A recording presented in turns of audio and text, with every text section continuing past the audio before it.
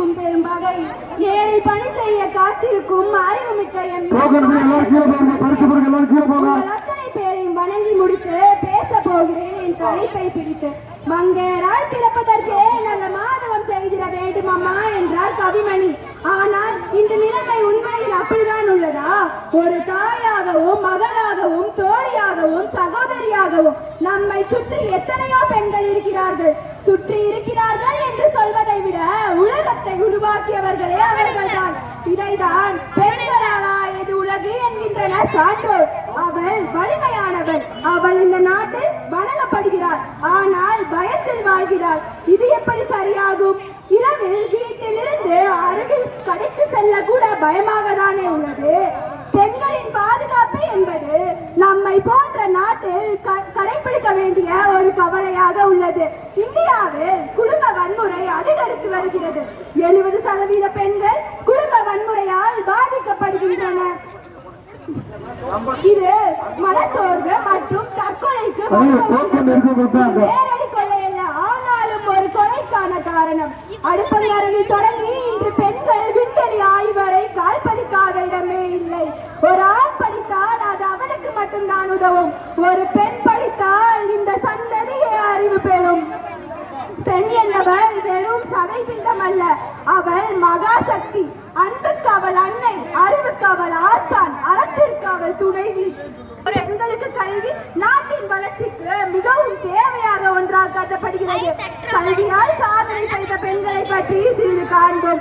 சாவித்ரிபாய் புலே கிபி 1848ஆம் ஆண்டு பெண்களுக்கு என தொடங்கப்பட்ட பள்ளியில் முதல் ஆசிரியராக பணியாற்றியவர். இவரே நாட்டின் முதல் பெண்ணாசிரியர். முத்துலட்சுமி இந்தியாவின் முதல் பெண் மருத்துவர்.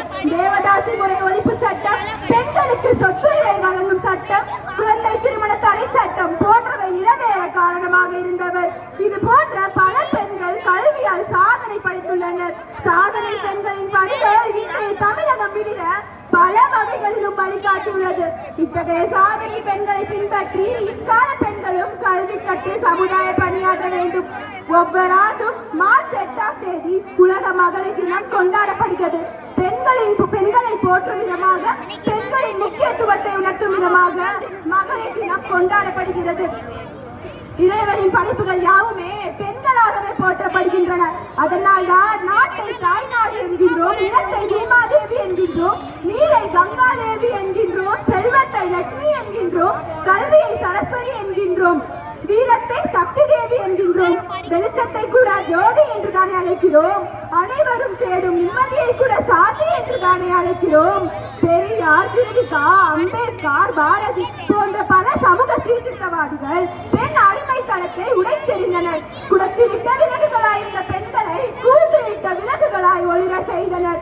ஆன்மீகத்தில் ஆண்டாள், விளையாட்டில் பி.டி. உஷா, அரசியலில் இந்திரா, அறிவியலில் கல்பனா சாவ்லா, மருத்துவத்தில் முத்துலட்சுமி போன்று இந்திய வரலாற்றில் இடம்பிடித்தவர்கள் ஆறாலும். நம் வாழ்விலும் சமூகத்திலும் பெண்களின் முன்னேற்றம் என்பது மிகவும் தேவையான ஒன்றாக கருதப்படுகிறது. பெண்களின் முக்கியத்துவத்தை நாம் உணர்ந்து நன்றாக செயல்பட வேண்டும். பெண்களின் மகத்துவத்தை மனதார உணர்ந்தவர்களாக பெண்ணியம் காக்க நாம் இந்த மகளிர் தின நன்னாளில் உறுதி கொள்வோம். பெண்களை போற்றும் பூமி இது. இப்பூமியில் பெண்ணாக பிறந்ததற்கு பெருமை கொள்வோம். பெண்மைக்கு பெருமை சேர்ப்போம். வெற்றி பெறுவோம். நன்றி, வணக்கம். அனைவருக்கும் இனிய மகளிர் தின நல்வாழ்த்துக்கள்.